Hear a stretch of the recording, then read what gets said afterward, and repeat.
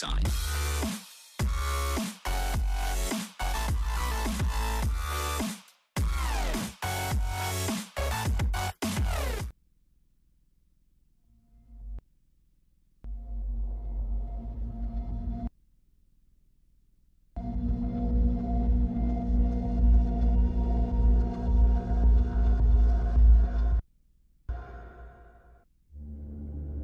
I remember when I was a little girl, I asked my dad what was the worst smell in the whole galaxy.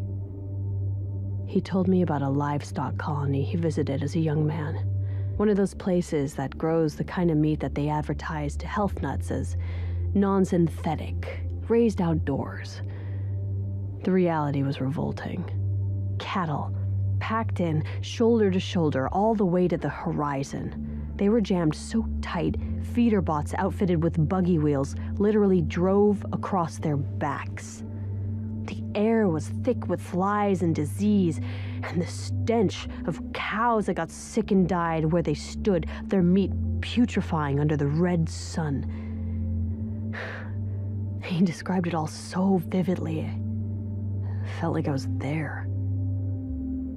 And when I was growing up, I was so proud that my dad had smelled the worst smell in the galaxy. But of course he hadn't. Because he hadn't smelled the inside of a Kigyar pirate ship. Let me go! Please don't antagonize the bird monster! They dragged us through the belly of their ship.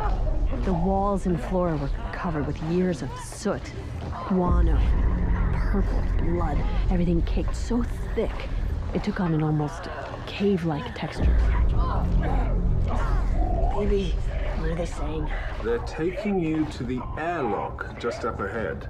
Are we going to die? That is a likely scenario. Oh, it's a beautiful language, isn't it? The guard turned his back just for a second, and Bostwick was on top of him. Bostwick's quick, but the Kigyar are quicker. He cranked his head down, sending Bostwick sprawling across the room. Bostwick looked dazed, but accomplished as she held a fistful of Kigyar feathers in her hand. The creature got down low, right in Bostwick's face. He looked her dead in the eyes. She wasn't so tough anymore. She was shaking, paralyzed with fear. We all were. I tried to think, but my mind felt like paste. I couldn't string thoughts together. He says he is now opting to send you all out the airlock in pieces. And now he's swearing. And, oh, well, I'm not translating that. People describe your life flashing in front of your eyes before you die. That's not how it is. It's not in your eyes. You don't see it. It's a mass remembering. An explosion across your whole mind, every synapse firing at once. I thought about my first kitten, my last cigarette, the skin on my grandmother's ear, a phone call I tapped 3 years ago, what I had for dinner last week. Thousands of moments, remarkable and unremarkable, flooding past in an instant.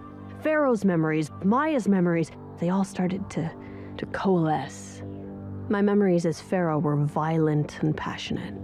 As Maya, my life was quiet, secretive, academic. Growing up, I wanted to be a professor. I studied xenopsychology because I wanted to know how other minds worked. Back then, I honestly didn't think about how the military would need people who could analyze alien behavior. But they snatched me up. And during the Covenant War, I worked for Oni, psychologically profiling the enemy. I must have written hundreds of reports on Sangheili honor debts and Kigyar. And then suddenly, it all came rushing into focus. Baby, translate this exactly.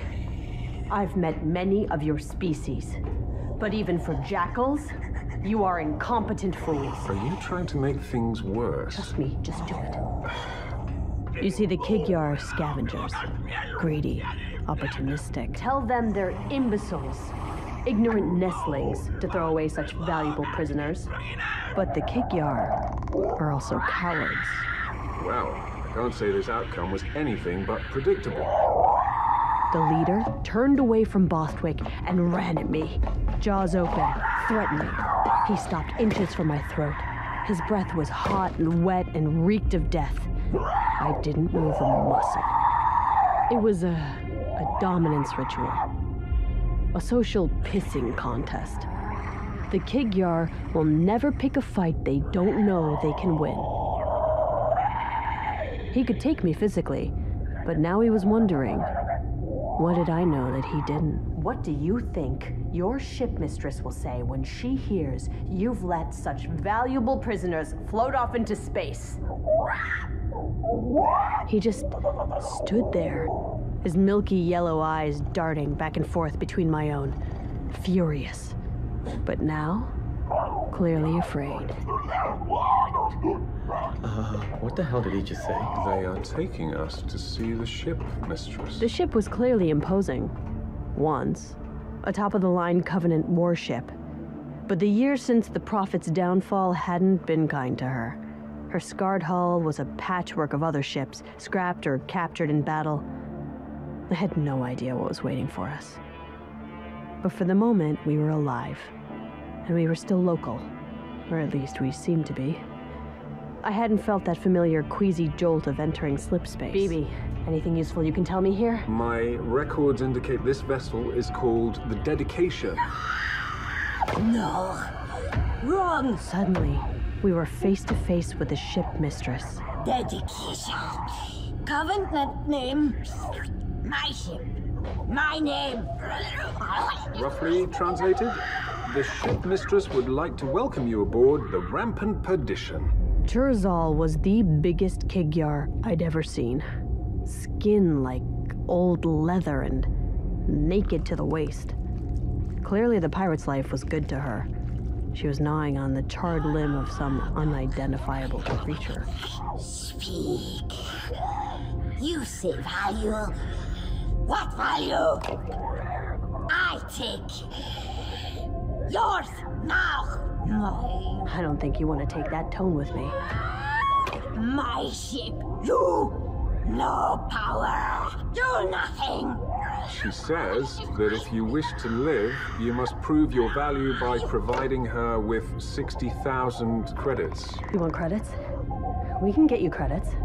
Just let us back to our ship and we can... No waiting. Credits here. 1 hour. I take head. Next hour. Next head. If value, live. If not... We had an hour to live, and we were going to spend it in an old Covenant prison cell. Like everything else on this ship, it was in bad shape. The only light was a ghostly purple glow from the energy shield locking us in. Bostwick hadn't spoken a word since the airlock. She looked like I felt. Broken. Guys? Scared. I don't think we're alone in here. 15 different cells on the ship, and the Kigyar had stuck us in the same one with the Sangheli. The Sangheli shifted angrily, tried to stand, but something was wrong. I looked closer and saw he was hurt. His leg was mangled, mashed and hanging by sinew, and there was a sticky pool of dark purple blood beneath him. He wasn't trying to hurt us. Easy. He was dying. Easy. We don't want to fight. Did the Kigyar do that to you? Kigyar are weak and stupid. They could not defeat me. This was Livruka. Baby. I have no translation. It seems to be an ancient word, something not in common usage. It rose from the ground. Devastation. Death. Wait, you saw An anomaly. What was it? What did you see? He says he was at one of the colonies on a diplomatic mission. He saw the event and was badly injured, but he cannot describe it. He keeps using the ancient word. And now he's just ranting about a demon. Demon? He's gotta be talking about the Master Chief. You have brought this upon us. Humans. Let a demon desecrate the holy site. There are consequences. What do you mean, desecrate? What did you see? You demon. He cannot save you. What is coming? There are more. Many more. This is just the beginning. Beginning of what? Hey! Beginning of what? The Sangheili went still.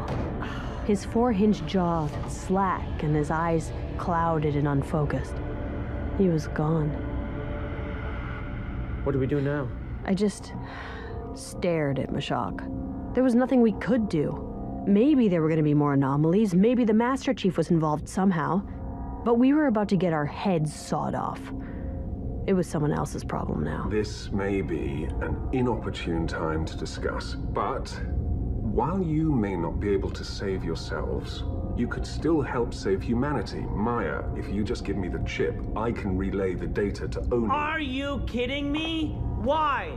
So that they can cover it up? Intelligence is a tapestry. This data must be combined with everything else Oni knows to separate truth from fiction. Oh, please. Oni doesn't care about the truth. What do you know about anything? I know what I've seen. have and I've almost seen a whole lot infinite of intelligence. No, I know, you're just a zombie. Wow, I am impressive. Shut up, both of you!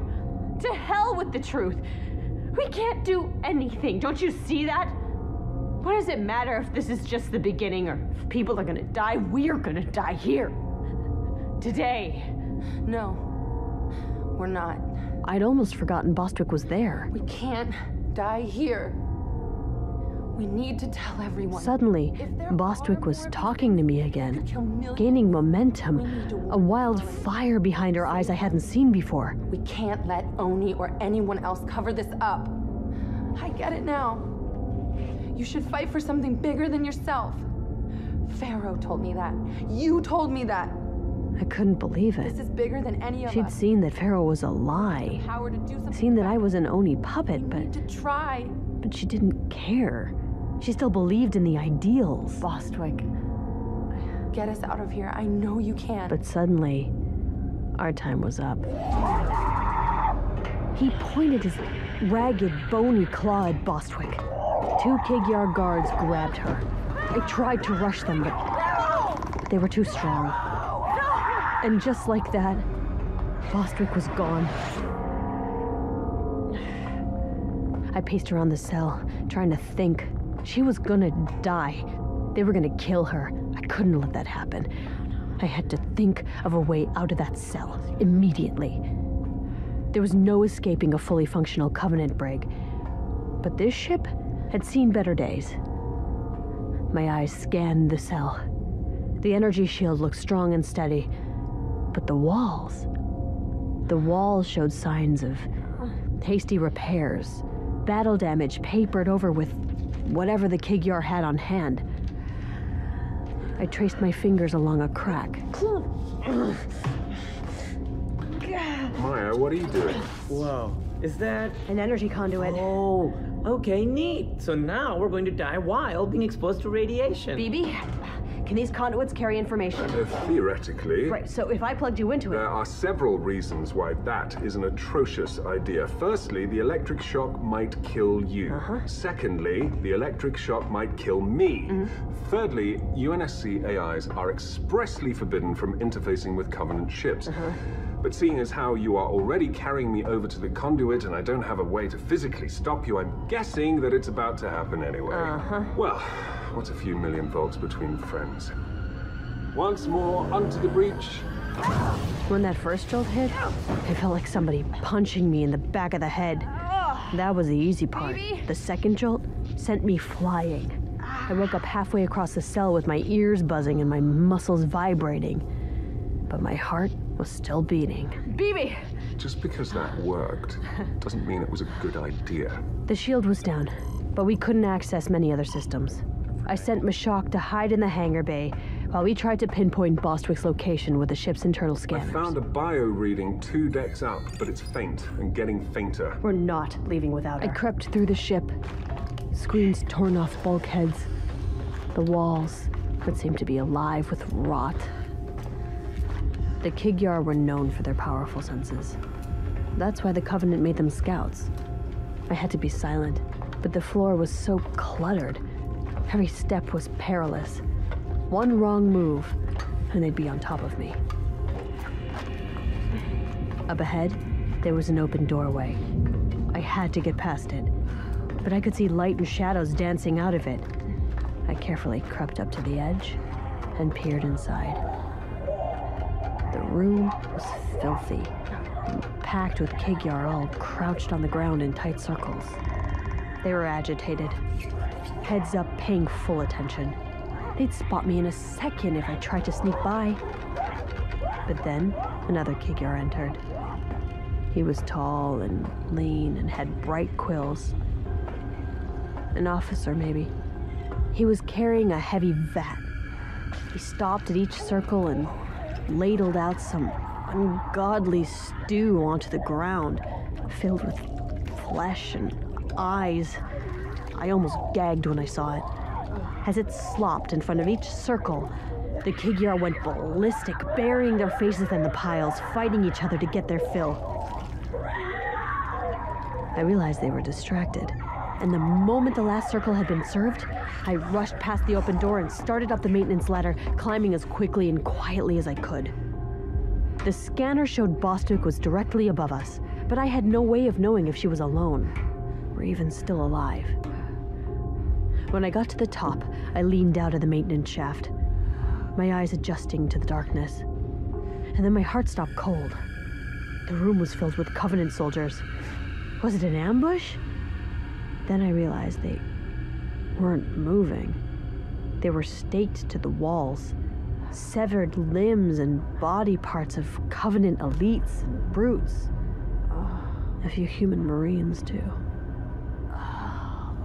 They were arranged in gruesome tableaus, like some sort of history of the war told through taxidermy. Then I spotted her, strapped to a table at the end of the hall, a Kigyar surgeon preparing his tools above her. He was getting ready to add her to the collection. I needed a weapon, anything. There was only one thing I could possibly use. It was a brute, or more specifically, his skull. Bleached white and massive. I quietly lifted it and crept up on him. The first strike caught him by surprise, but he was still on his feet. He raised his plasma knife, and I hit him again and again. He finally went down, but I was sure the others on the ship had heard the racket. Ha! Take that, you stupid flea bag! Bostwick, hey, we gotta get out of here. Yeah, okay. Let's go. There was no point in being stealthy now. We ran. Hard. The ship was a maze of burnt-out gear and dead-end corridors, but we finally made it. We could see our ship at the far end. We sprinted, and we were almost to our open cargo door. She stepped out of it. Jorzal had caught us. We were surrounded. No value. Do lie. Trick. Waste time. I'm guessing she's not telling our men to let us go. It's hard to precisely translate her instructions, but they do involve clawing your eyes out. I knew I couldn't bluff our way out of this, but maybe I didn't have to. It suddenly occurred to me that I could offer her something of real value. I can prove our value with a question. Why hasn't this ship jumped to slip space yet? What sort of pirate attacks and then just hangs around risking retaliation? She says their ship is mighty and powerful. None can stand against them and live. No run, no hide. Strike! You're a liar. I've seen the condition of your ship. You're not going to slip space because you can't. Because your engines don't work and you have no idea how to fix them. Tell me I'm wrong. She had a powerful warship, but she was trapped in a single star system at subluminal speeds. She was a shark, stuck, preying on minnows. Impressive insight, Maya. For a human. My scans do indicate that the slip space engine is locked down. Probably an old security measure put in place before the Kigyar seized the ship. You fix. Yes. This only value. We can fix it. But the price is our freedom and our ship. She hissed and leaned forward. The Kig-Yar stirred, uneasy, spring-loaded to unleash more violence, waiting anxiously for Churizal's decree. I was anxious too. I felt like I just played my last card with her. And if she said no, I knew we were going to end up on that wall of horrors, one piece at a time. She leaned in close to me, and I felt her exhale on my face. I didn't breathe, but I didn't flinch either. You fix. You free.